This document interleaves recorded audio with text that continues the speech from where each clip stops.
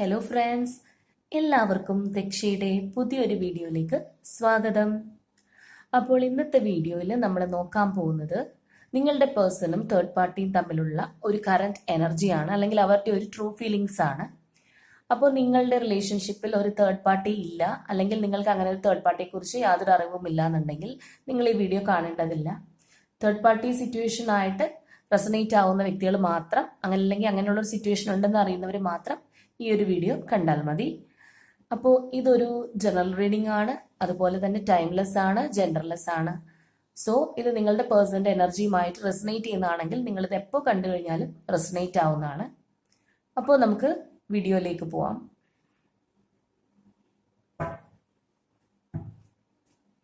അപ്പോൾ ഫസ്റ്റ് നമുക്ക് ഈ ഒരു ഡെക്കിൽ നിന്ന് കുറച്ച് കാർഡ്സ് ചൂസ് ചെയ്ത് നോക്കാം.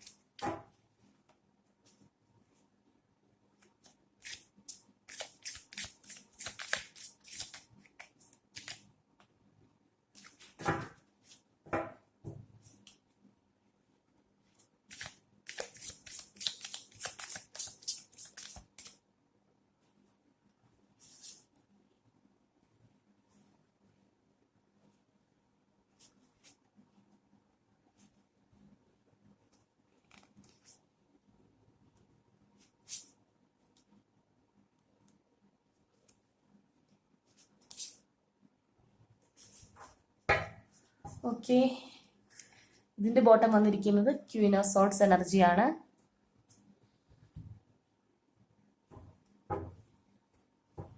ഇനി നമുക്ക് ഇതിൽ നിന്ന് കൂടി കുറച്ച് കാർഡ്സ് ചൂസ് ചെയ്യാം.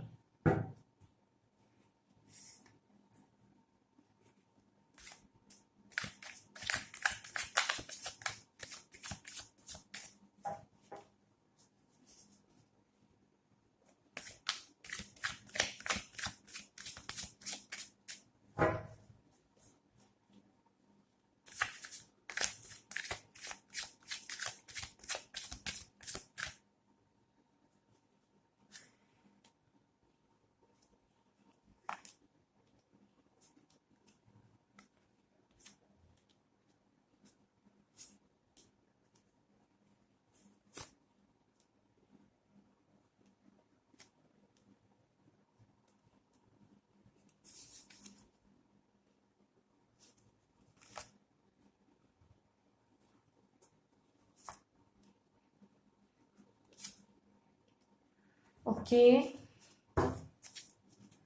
അപ്പൊ ഇവിടെ ബോട്ടം വന്നിരിക്കുന്നത് ക്വീൻ ഓഫ് പെന്റക്കിൾസിന്റെ എനർജിയാണ്. അപ്പോൾ നമുക്കിതൊന്ന് അറേഞ്ച് ചെയ്തതിന് ശേഷം റീഡിങ്ങിലേക്ക് പോവാം. ഓക്കെ, അപ്പോൾ ഈ സ്പ്രെഡ് നിങ്ങൾക്ക് എല്ലാവർക്കും ഇപ്പോൾ കാണാമെന്ന് വിചാരിക്കുന്നു. അപ്പോൾ ഇവിടെ നിങ്ങളുടെ ഒരു പേഴ്സന്റെ എനർജി എന്ന് പറയുമ്പോൾ നമ്മൾ കഴിഞ്ഞ ദിവസം ചെയ്ത ആ ഒരു റീഡിങ്ങിൽ വന്നിരുന്ന ആ പേഴ്സന്റെ ഒരു സെയിം എനർജി തന്നെയാണ് എനിക്കിവിടെ ഫീൽ ചെയ്യുന്നത്. കാരണം ഇവിടുത്തെ പേഴ്സൺ എന്ന് പറയുമ്പോൾ കുറച്ച് ചൈൽഡിഷ് ബിഹേവിയർ ഉള്ള, അല്ലെങ്കിൽ സ്വന്തം ഇമോഷൻസിന് കൂടുതൽ പ്രാധാന്യം കൊടുക്കുന്ന, വളരെയധികം ടോക്കറ്റീവ് ആയിട്ടുള്ള, അല്ലെങ്കിൽ ആളുകളെ പെട്ടെന്ന് സംസാരിച്ച് കീഴ്പ്പെടുത്താൻ കഴിവുള്ള ഒരു വ്യക്തിയുടെ എനർജിയാണ് നമുക്കിവിടെ കാണാൻ സാധിക്കുന്നത്. അതുപോലെ തന്നെ മാരീഡ് ആയിട്ടുള്ള വ്യക്തിയാണ്, ഫാമിലി ആയിട്ടുള്ള കുട്ടികളൊക്കെ ഉള്ള വ്യക്തിയായിരിക്കണം. അപ്പോൾ ഇവിടെ ഇവര് ഈ ഒരു തേർഡ് പാർട്ടി സിറ്റുവേഷനിൽ നിൽക്കുക എന്ന് പറഞ്ഞാൽ വെറുതെ അല്ല. കാരണം ഇവിടെ നമുക്ക് ഫസ്റ്റ് ആയിട്ട് കിട്ടിയിരിക്കുന്ന കാർഡ് എന്ന് പറയുന്നത് തന്നെ 10 ഓഫ് കപ്സിന്റെ എനർജിയാണ്. അപ്പൊ ഇവരിവിടെ ഒരു കമ്മിറ്റ്മെന്റ് കൊടുത്തിട്ടാണ് ഇവിടെ ഈ ഒരു റിലേഷൻഷിപ്പിൽ അവരുള്ളത്. അതായത് ഈ തേർഡ് പാർട്ടിയിൽ അവർ പെട്ടിരിക്കുന്നത്, അവരൊരു സ്ട്രോങ് കമ്മിറ്റ്മെന്റ് അവർക്ക് കൊടുത്തിട്ടുണ്ട്. ആ ഒരു നിലയിലാണ് നമുക്കിവിടെ കാണാൻ സാധിക്കുന്നത്. അതുപോലെ തന്നെ ഇവിടുത്തെ ഒരു തേർഡ് പാർട്ടി എന്ന് പറയുമ്പോൾ എനിക്കിവിടെ ഒരു ഡ്യുവൽ എനർജിയാണ് കിട്ടുന്നത്. അതായത് 2 പേരുടെ എനർജി കിട്ടുന്നുണ്ട്. ഒരു മെയിൽ ആൻഡ് ഫീമെയിൽ, അങ്ങനെ 2 വ്യക്തികളുടെ എനർജീസ് ആണ് ഇവിടെ വരുന്നത്. അപ്പോൾ ഇതിൽ മെയിൽ എനർജിയാണ് കുറച്ചും കൂടി ഡോമിനേറ്റിംഗ് ആയിട്ട് നിൽക്കുന്നത്. അപ്പൊ നിങ്ങളുടെ പേഴ്സൺ എന്ന് പറയുമ്പോഴത്തേക്കും അവരവരുടെ കാര്യങ്ങളിലൊക്കെ ശക്തമായിട്ട് നിൽക്കുന്നവരാണ്, അല്ലെങ്കിൽ ഫ്രീഡം ആഗ്രഹിക്കുന്നവരൊക്കെ ആണെന്നുണ്ടെങ്കിലും അവിടെ നമുക്കൊരു പേജിന്റെ എനർജിയാണ് നമുക്കിവിടെ കാണാൻ സാധിക്കുന്നത്. അപ്പോൾ അതിന് അതിൻ്റെതായിട്ടുള്ള ഒരു പോരായ്മകൾ ഉണ്ടാവും തീർച്ചയായിട്ടും. അപ്പൊ ഇവിടെ ഈ തേർഡ് പാർട്ടിയിൽ ഞാൻ പറഞ്ഞൊരു മെയിലിന്റെ എനർജി എന്ന് പറയുമ്പോൾ കിങ് ഓഫ് സോർട്സിന്റെ എനർജിയാണ്. അപ്പൊ ആ ഡിഫറൻസ് തീർച്ചയായിട്ടും ഈ രണ്ട് ക്യാരക്ടേഴ്സിനും ഉണ്ടാവും എന്നുള്ളത് നമ്മൾ മനസ്സിലാക്കണം.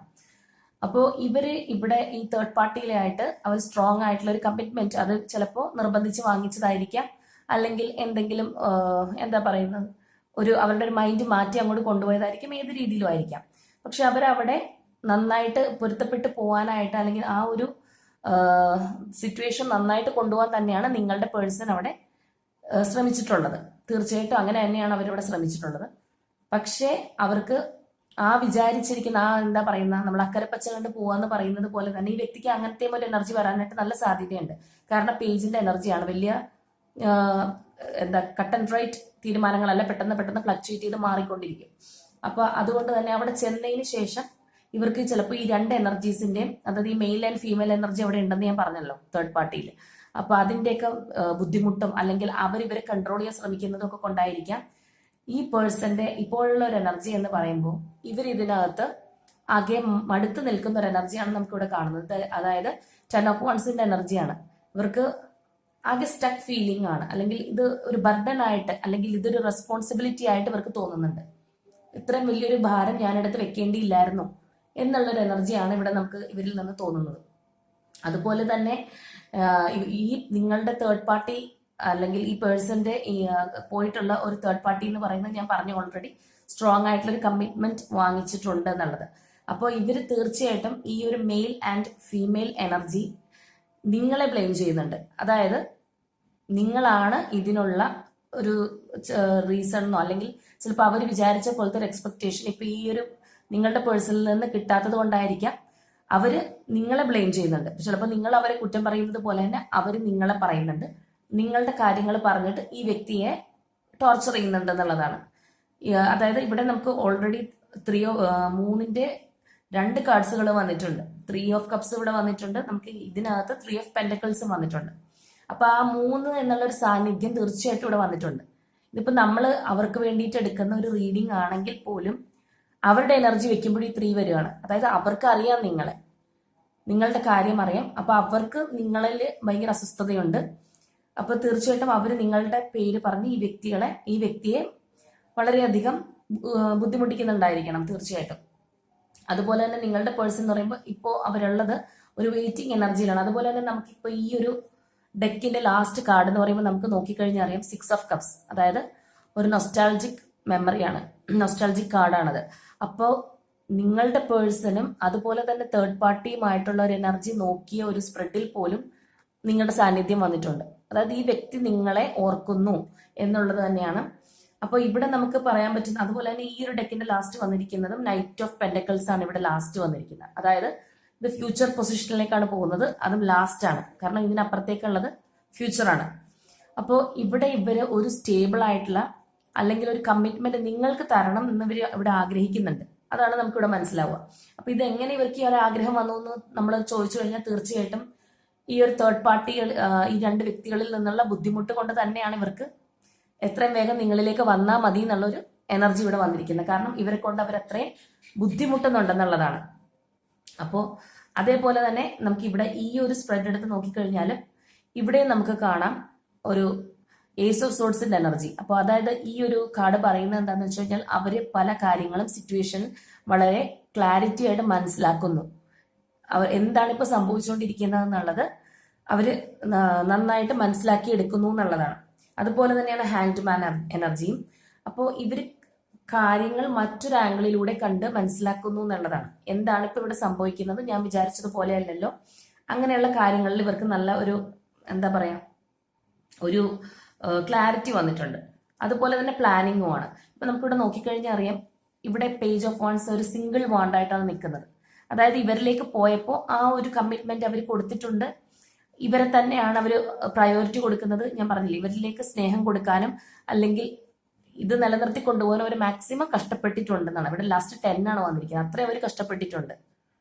ഈ അവരുമായിട്ടുള്ളൊരു എന്താ പറയുക, അവർ ആഗ്രഹിക്കുന്ന തേർഡ് പാർട്ടി ആഗ്രഹിക്കുന്ന ഒരു സ്നേഹം കൊടുക്കാനോ കമ്മിറ്റ്മെന്റ് കൊടുക്കാനോ ഒക്കെ വേണ്ടി നിങ്ങളുടെ പേഴ്സൺ അത്രയധികം സ്ട്രഗിൾ ചെയ്തിട്ടുണ്ട്. പക്ഷേ പിന്നെ നമുക്ക് ഇവിടെ വരുമ്പോൾ മനസ്സിലാവുന്നുണ്ട് ഈ 1 എന്നുള്ളത് 2 ആയി. കാരണം ഇവർക്ക് വീണ്ടും നിങ്ങളുടെ ചിന്ത വന്നിരിക്കുകയാണ്. അതാണ് അവിടെ കാണുന്നത്. അതുപോലെ തന്നെ ഇവിടെ അടിപിടി ബഹളങ്ങൾ, അതുകൊണ്ട് അവർക്ക് അതിൽ നിന്ന് എങ്ങനെയെങ്കിലും ഇറങ്ങി വന്ന് നിങ്ങൾക്കൊരു കമ്മിറ്റ്മെന്റ് തരണം എന്നാണ് ഇവിടെ നമുക്ക് കാണാൻ സാധിക്കുന്നത്. അപ്പോൾ അതുപോലെ തന്നെ ഞാൻ പറഞ്ഞില്ലേ, ഇവിടെയും അതുപോലെ തന്നെ പ്ലാനിങ് ആണ്. ഇവിടെയും 3 ഓഫ് പെന്റക്കിൾസ് എന്ന് പറയുമ്പോൾ ഒരു പ്ലാനിങ് ആണ്, അതുപോലെ തന്നെ ഒരു ഗ്രൂപ്പാണ്, എല്ലാം ഉണ്ട്. അപ്പോൾ ഇവിടെ അതുപോലെ തന്നെ പിന്നെ വന്നിരിക്കുന്ന ചാരിയറ്റ് കാർഡ്, അതായത് ഇവിടത്തെ ചാരിയറ്റ് എന്ന് പറയുമ്പോൾ മൂവ്മെന്റ് ഉള്ള ഒരു കാർഡാണ്. എത്രയും വേഗം ഇതിൽ നിന്ന് ഇറങ്ങി പോകണം എന്നുള്ളതാണ്. എങ്ങോട്ടേക്കാണ് ഇറങ്ങി പോകേണ്ടത്? ലാസ്റ്റ് വന്നിരിക്കുന്നത് നൊസ്റ്റാൾജിക് മെമ്മറിയാണ്, അതായത് പാസ്റ്റിലേക്ക്, നിങ്ങളുടെ അടുത്തേക്കാണ് അവർക്ക് ഇറങ്ങി വരേണ്ടത് എന്നുള്ളതാണ് നമുക്ക് ഇവിടെ മനസ്സിലാവുന്നത്. അതുപോലെ തന്നെ നമുക്ക് ഞാൻ നേരത്തെ പറഞ്ഞു, ബോട്ടം വന്നിരിക്കുന്നത് ക്വീൻ ഓഫ് പെന്റക്കിൾസ് ആണ്, അതുപോലെ തന്നെ ഇവിടെ വന്നിരിക്കുന്നത് ക്വീൻ ഓഫ് സോഡ്സും ആണ്. അപ്പോൾ ഇത് രണ്ടും പറയുന്നത് എന്താണെന്ന് വെച്ച് കഴിഞ്ഞാൽ, ഇവിടെ നമ്മൾക്ക് ഈ ഒരു ക്വീൻ ഓഫ് പെന്റക്കിൾസ് എനർജി എന്ന് പറയുമ്പോൾ നിങ്ങളുടെ പേഴ്സൺ ഒന്നിലേക്കും വലിയ ശ്രദ്ധ കൊടുക്കാതെ എല്ലാത്തിൽ നിന്നും ഡിറ്റാച്ച് ആയി നിൽക്കുകയാണ്. ഒരു കാര്യങ്ങളിൽ ഇപ്പൊ അവരെവിടെയാണോ ഉള്ളത് അവിടെ വലിയ അവരുടെ മൈൻഡിൽ അവർ തീർച്ചയായിട്ടും നിങ്ങളുടെ കാര്യമാണ് കൂടുതൽ ചിന്തിക്കുന്നതും ശ്രദ്ധിക്കുന്നതല്ല. അപ്പൊ അതാണ് ഈ ക്വീൻ ഓഫ് പെന്റക്കിൾസിന്റെ എനർജി ഇവിടെ വന്നിരിക്കുന്നത്. അതായത് ഈ ഒരു പെന്റക്കിളിലേക്ക് മാത്രമേ കോൺസെൻട്രേഷൻ ഉള്ളൂ. ചുറ്റും എന്തൊക്കെ കാര്യങ്ങൾ ഉണ്ടെങ്കിലും അതിലൊന്നും കോൺസെൻട്രേഷൻ ഇല്ല. അപ്പോ ആ ഒരു എനർജിയിലാണ് അവരിപ്പോ ഉള്ളത്. അതുപോലെ തന്നെ ഇവിടെ വന്നിരിക്കുന്നത് ഒരു ക്വീൻ ഓഫ് സോഡ്സിന്റെ എനർജിയാണ്. ഇത് ആ തേർഡ് പാർട്ടിയുടെ എനർജിയാണ്. കാരണം അവര്, നമുക്കിത് കണ്ടു കഴിഞ്ഞാൽ തന്നെ അറിയാലോ, ആ ചിന്തിക്കുന്ന ഒരു എനർജിയാണ്.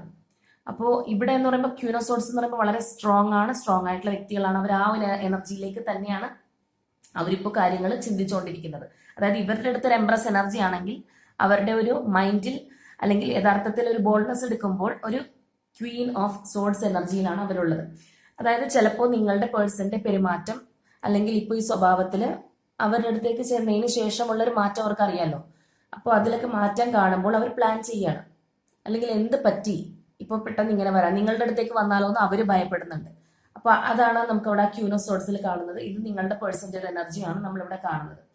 അപ്പോൾ ഇവിടുത്തെ ഇപ്പൊ നിങ്ങളുടെ പേഴ്സണും അവരും തമ്മിലുള്ള ഒരു കറന്റ് എനർജി നോക്കുകയാണെന്നുണ്ടെങ്കിൽ തീർച്ചയായിട്ടും ആ തേർഡ് പാർട്ടി ഇവരെ കുറച്ച് സ്നേഹം കൊടുത്ത് നിർത്താനും നല്ല രീതിയിൽ കൊണ്ടുവരാനും അല്ലെങ്കിൽ അവരിലേക്ക് മാക്സിമം അടുപ്പിക്കാനും ഒക്കെ നോക്കിയിട്ടുണ്ട്.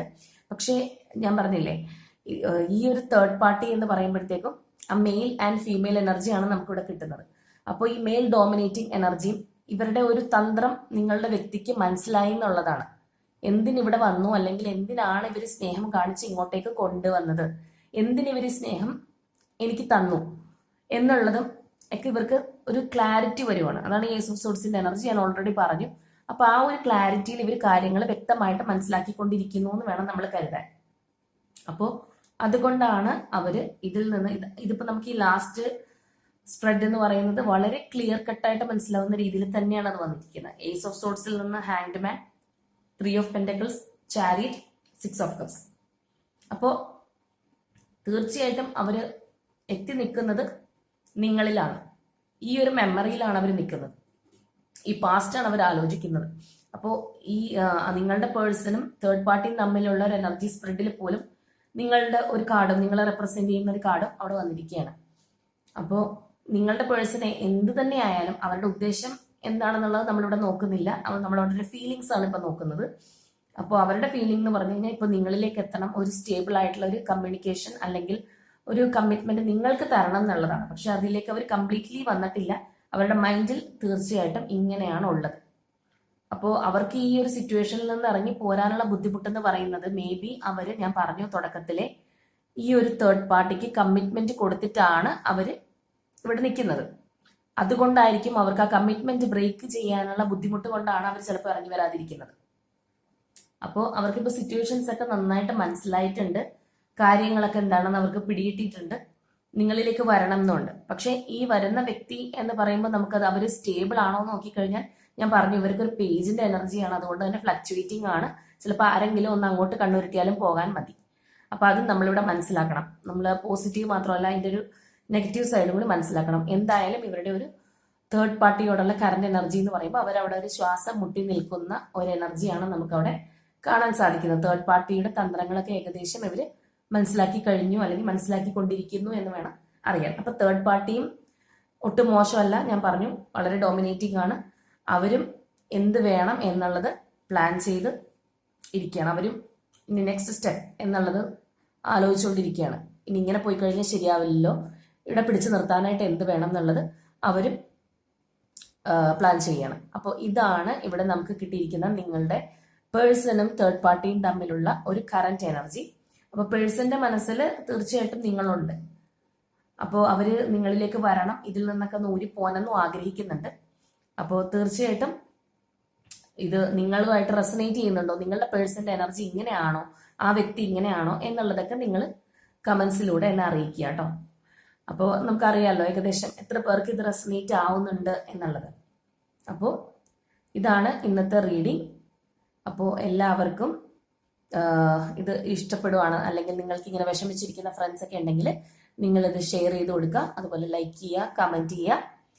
അപ്പോൾ അത്രയേ ഉള്ളൂ. അപ്പോൾ എല്ലാവരും മാക്സിമം തേർഡ് പാർട്ടിയോ അല്ലെങ്കിൽ നിങ്ങളുടെ പേഴ്സണോ ഒക്കെ അവിടെ ഇവിടെയൊക്കെ ഇരുന്നോട്ടെ, പക്ഷെ നിങ്ങളെ മാക്സിമം ഹാപ്പി ആയിട്ട് ഇരിക്കാനായിട്ട് നിങ്ങളെ കൊണ്ടേ പറ്റുള്ളൂ. അത് നിങ്ങൾ ഫോക്കസ് ചെയ്യുക. നമ്മളെ സന്തോഷിപ്പിക്കാൻ നമുക്കല്ലേ ഏറ്റവും നന്നായിട്ട് പറ്റുള്ളൂ, അതിന് വേറൊരാൾക്ക് കഴിയില്ലല്ലോ. നമ്മളുടെ സന്തോഷം എന്താണെന്ന് നമുക്കല്ലേ അറിയാം. അപ്പം നിങ്ങൾ ഹാപ്പി ആയിട്ടിരിക്കാൻ മാക്സിമം ശ്രമിക്കൂ. ഇതെല്ലാം അതിൻ്റെ വഴിയിലൂടെ പൊക്കോളും. അപ്പം അത്രയേ ഉള്ളൂ ഇന്നത്തെ റീഡിങ്. Okay, by.